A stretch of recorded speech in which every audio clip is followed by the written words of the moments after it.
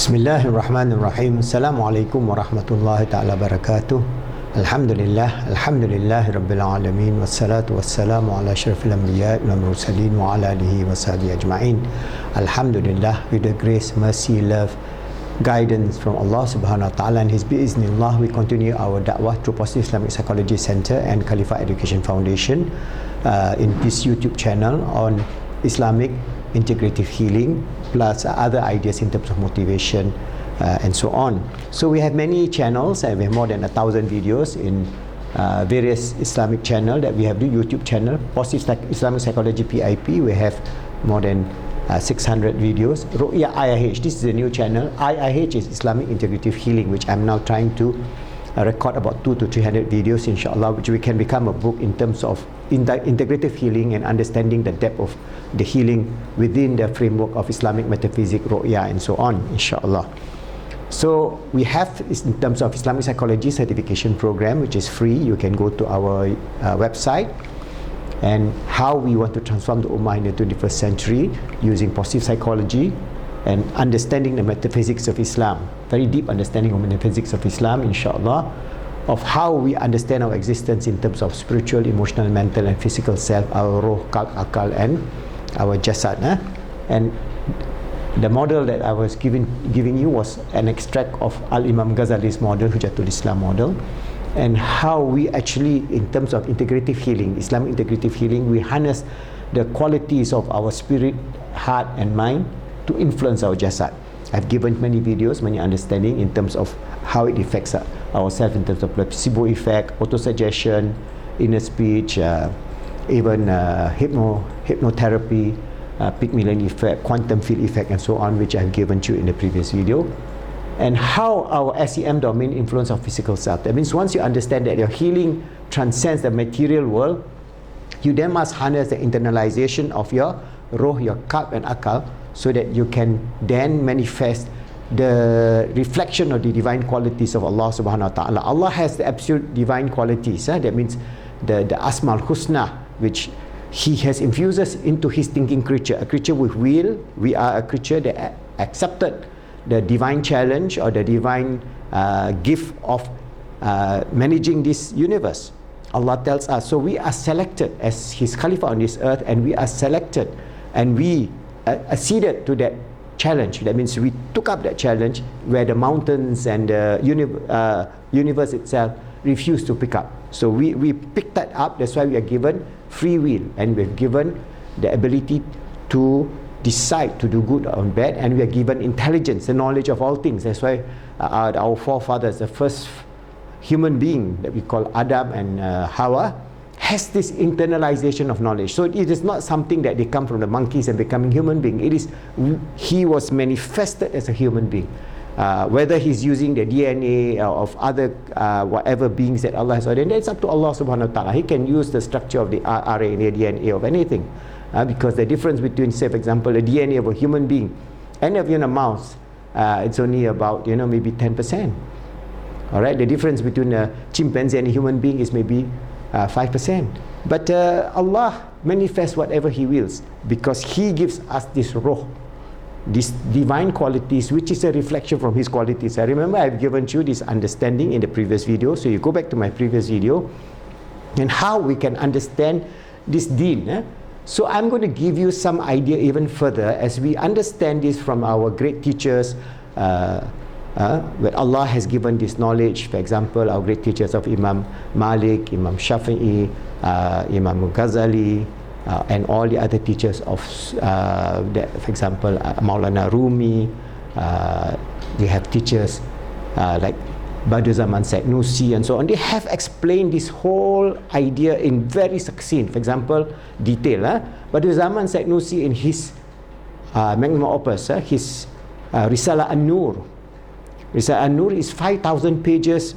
That is only on Risalah An-Nur, but there are many other of his writings which you combine together, gives you a very good detail of the understanding of the nature of our internal self and how we are to live in the 20th and 21st century. Because Al-Imam Badiuzzzaman Said Nursi, he passed on in 1960, so he is the reformer of the 14th century of this deen. Alright, the mujaddid of this era. So what does he say about the nature of understanding or harnessing our integrated self? Because we understand our integrated self as having our roh, our qalb and akal.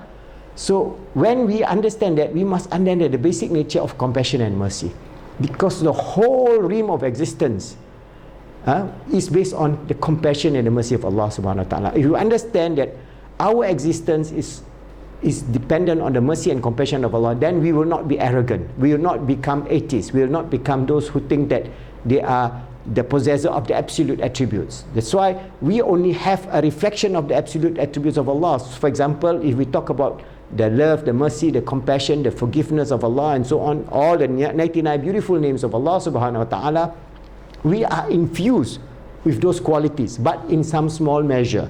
That means this some small measure is Allah has absolute attribute. That attribute is reflected in our existence as a human being.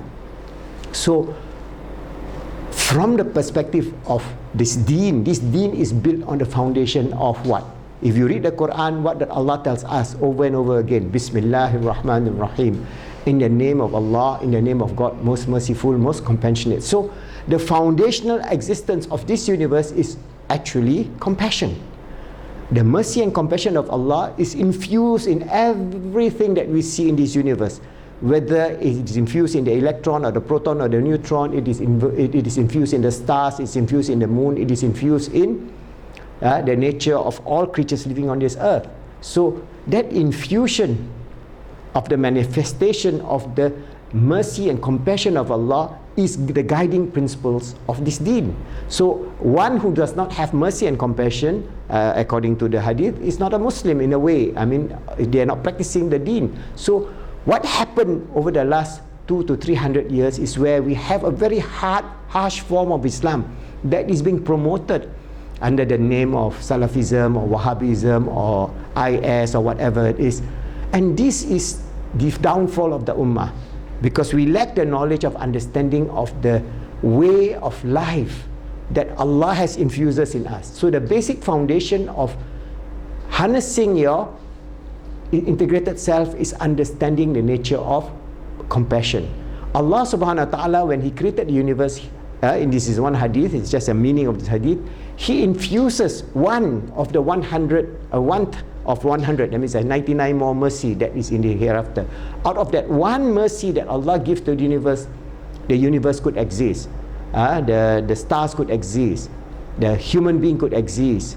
The plants can give us food. The animals, the wild animals can nurture their young. That is the one aspect. So one aspect of the mercy of Allah is, for example, if we exist on this earth, where do we get our air? We breathe. So we get this oxygen. This is from the mercy of Allah. Alright, just one aspect. Where do we get our sight? It is from the mercy of Allah. Where do we get our knowledge? It is from the mercy of Allah. So everything that exists is based on the mercy of Allah as the absolute mercy and compassion. That's why in Islam, this is the fundamental principles of the metaphysics of Islam. That means if anybody say Islam is a religion of harshness, they are wrong, because Islam is a religion of compassion. So this deen is based on compassion. So if you want to integrate yourself, your spiritual, emotional, mental and physical self, it must be imbued with the qualities of compassion. That is a very basic. So without compassion, without the Bismillahir Rahmanir Rahim, that we do everything in the name of Allah, most merciful, most compassionate, before we eat, before we step out of the house, before we go to the mosque and so on. This Bismillah is the infusion in this world of one of the mercies of Allah subhanahu wa ta'ala. That out of that one mercy, we can exist. But Allah subhanahu wa ta'ala, and this is the explanation of the hadith where Rasulullah says, in the hereafter, Allah brings all the 99 mercy that He has reserved for His ummah, for humanity, and combine it together. In the hereafter, we receive the fullness of the grace, the mercy of Allah subhanahu wa ta'ala. So this is very important, especially when we have harshness in terms of upbringing of the children, harshness in terms of the political Islam, which is, a lot of it is irrelevant. So I'm not in favor of having, say, this shaykh talking about, you know, we must fight the kuffar, we must take bombs and kill yourself and so on. those are not Islamic perspective. That is not the deen of mercy and compassion. So it is very important for us to go back to the fundamental basics of the mercy of Allah subhanahu wa ta'ala, and as a reflection, we absorb the mercy and compassion of Allah in our daily lives. So if we want to have the strength, for example, of the spiritual, emotional and mental domains and our physical domains, where we can at a cellular level improve ourselves. That means you want to achieve success in life, you want to achieve happiness in life, you want to achieve the fullness of life in terms of good health. All that boils down back to the nature of understanding that everything that we have enjoyed on this earth coming from the mercies of Allah subhanahu wa ta'ala. So when we understand that, then we use that as a fundamental principle of our existence on this earth, and always relying everything that we do on the mercy and the compassion of Allah. So everything that we do, we want to heal ourselves. He is the Ya Allah Ya Shafi, the beautiful name. He is the healer. So when we call upon Allah, the beautiful names, Ya Allah, Ya Ghafur, Ya Wadud, He is the most forgiving, the most loving. You are calling upon the beautiful names. You are calling upon the absolute name of Allah subhanahu wa ta'ala. When you call upon, you are trying to replicate in some small measure that beautiful attributes of Allah subhanahu wa ta'ala. So the same thing, we must try to replicate within ourselves in some small measure, to the best that we can, the one mercy that Allah has given us. In store for us is the 99 mercies in the hereafter. But you will not be able to be open to the 99 mercies if you don't have, you acknowledge this one mercy that He's given us, this deen, the beautiful deen of Islam, living within, being a mu'min, being faithful to the way of our Holy Prophet Muhammad sallallahu alaihi wasallam, the Quran and the Sunnah. That is a basic understanding of absorbing some small measure of the mercies of Allah and reflecting in the way we live. That means, for example, if we see a dog, we don't kick a dog. All right. If the dog, there's one even in the stories that where even by feeding water to the dog, you get to go to heaven. So you see a dying cat, or you see a lame man, you see a poor man, you see injustice in this earth, you see so many things. You try to do something in some small measure. Naturally, you cannot do everything because you are limited by your capacity.